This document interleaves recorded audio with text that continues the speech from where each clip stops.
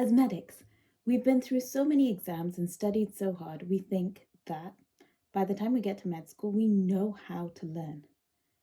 In reality, when was the last time you learned how to learn?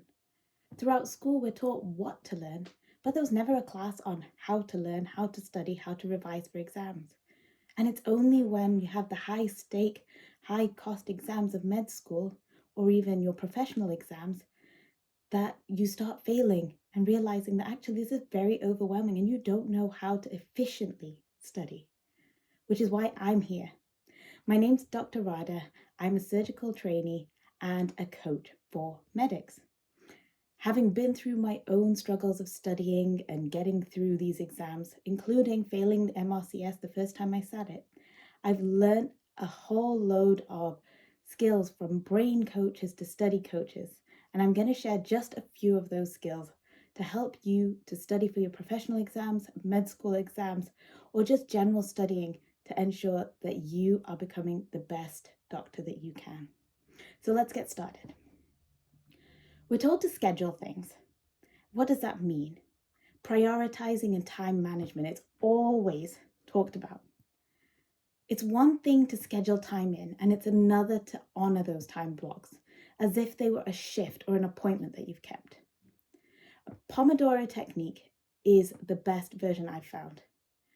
We remember things at the beginning of what we're learning and at the end. If you're doing a 5-hour study block non-stop, you'll remember the little bit at the beginning and the little bit at the end.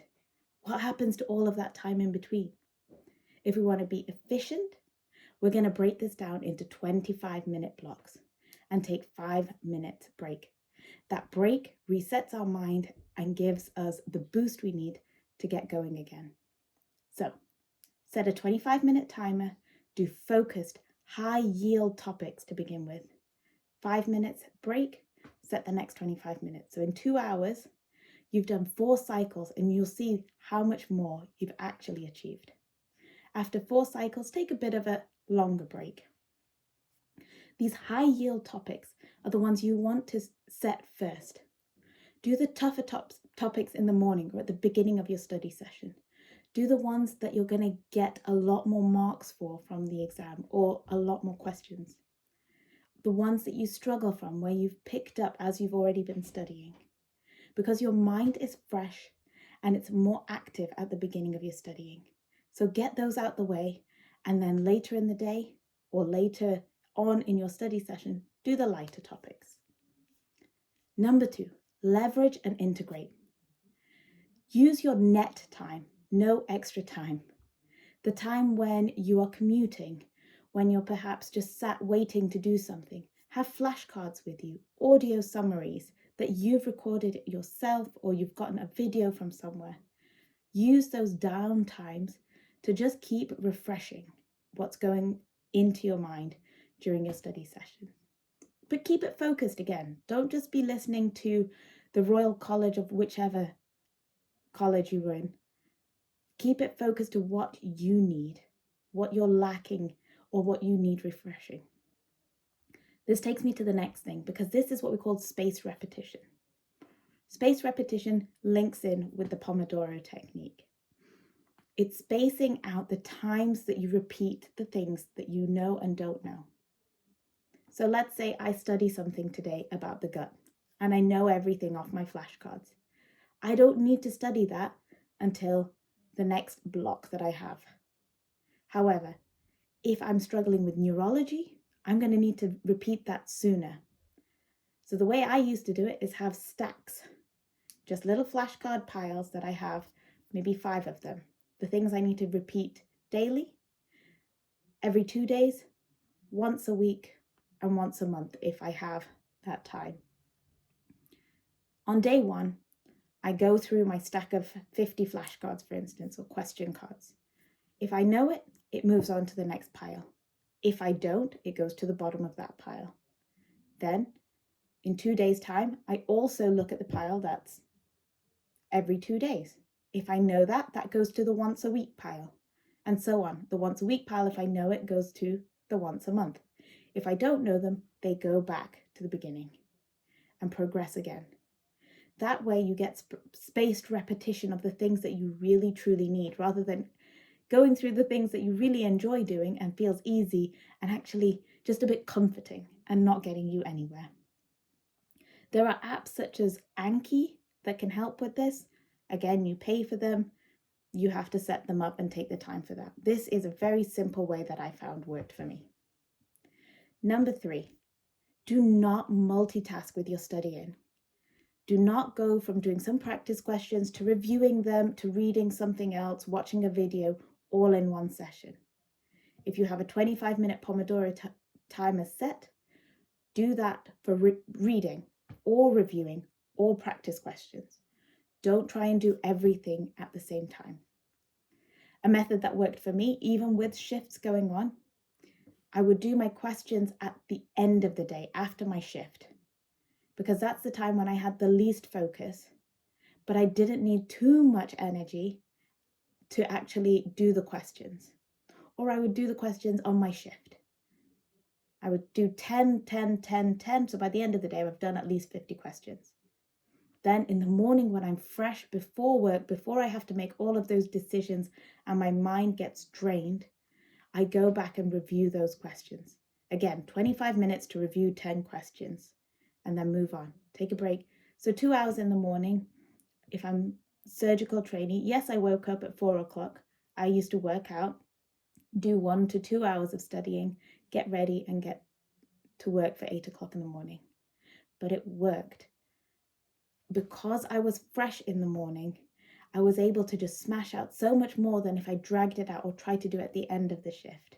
And it gave me a win at the beginning of the day. And I knew if by the time I get home, I don't want to do anything, I don't have to be obligated to do all this deep reading and reviewing. I can do the questions and be done. So chunk your tasks into manageable pieces and then segregate them, reading, reviewing, practically, and block those times out throughout your day. Number 4, we've been taught to do passive learning, going through just reading and writing and copying. That does not engage your brain. You want to be doing active learning. Teach it back to somebody. If you don't have anybody, if you're not working with somebody, teach it to an imaginary class. Record yourself explaining a topic. That is so powerful to hear your own voice. You could even use those as your audio summary topics that you then listen to on the go.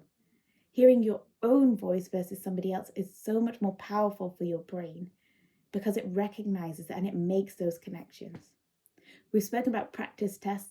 Create exam conditions. Identify the weak areas you want to focus on and put yourself in that practice test environment. Put a timer on and just go for it.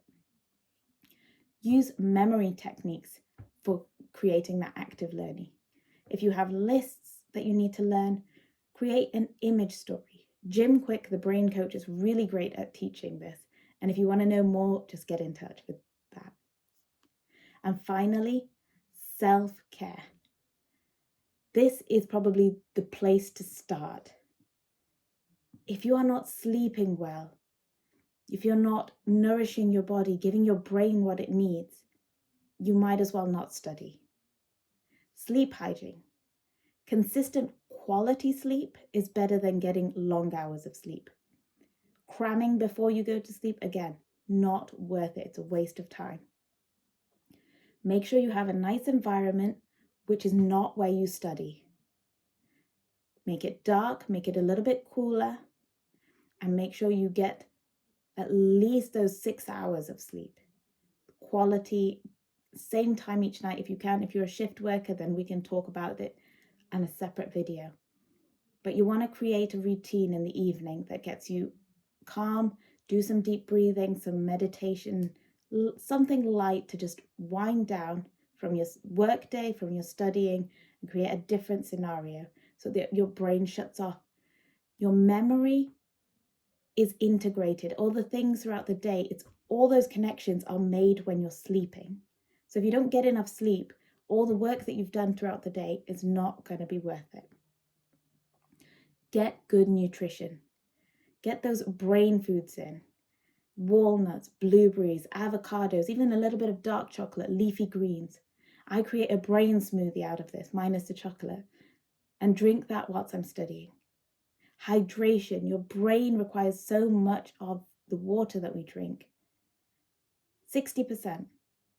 So if you're not hydrating yourself and you're trying to study, it's not going to take in anything. I personally love Elements. I'll put a link with this video. They are salts that include the sodium, potassium, magnesium that our body needs, minus all the sugar.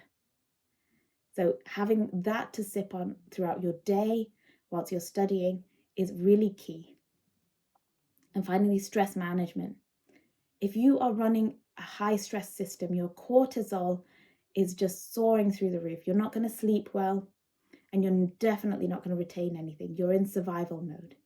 So before you start working or studying, just sit and take a few deep breaths. Do some box breathing. 3 seconds in, 3 seconds hold, 3 seconds out, and 3 seconds held out.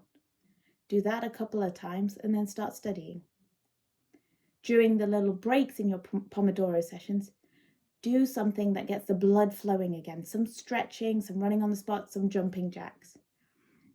Do some squats. Do some breathing in those 5 minutes. Hydrate plenty and then get back to it. Something I learned that really helped me was engaging all of my senses when I'm studying. So talking out aloud, writing, reading, and then finally smell. Having some sort of essential oils in the room, something that I can then take with me in the exam to try and create the same environment, because your brain goes to those connections using the same pen or pencil that you've studied with. Having that smell, having those stretches and breathings and that little routine, the same drink, all of these things will add into getting your brain into that, okay, I am now in study mode, I'm now in exam mode. This is what I need to retrieve. So in summary, we want to be studying smarter, not harder. You want to use videos, summary guides, all of these things that can get you the complex information broken down into simple terms quickly. Spaced repetition, using active learning rather than passive learning, studying when you're in a peak state, mentally, physically. If you're studying whilst you're bored or stressed, you're not going to retain anything. You're not going to engage with what you're learning. Engaging your whole body and making sure you take appropriate breaks and doing something in those breaks that still adds to your studying. And just a final note, I shared at the beginning that I did not pass my MRCS Part A the first time. It was probably one of the biggest professional exams, and when you're paying so much for them, it really did shake me up. So if you've been in a situation like that, consider this as feedback and not failure. What did you learn from that experience? And what's one strength you can build upon this time? What worked last time? And then go into visualizing yourself passing the exam. See yourself sitting in that exam totally ready, and then holding your certificate that says you passed. And as you're studying, celebrate every small win. If you just got up and did a bit of studying, if you got a higher mark on the past paper, you set your environment up, you created a schedule and stuck to it, whatever it is, celebrate, lean forward and pat yourself on the back, because that's going to create positive reinforcement to your brain.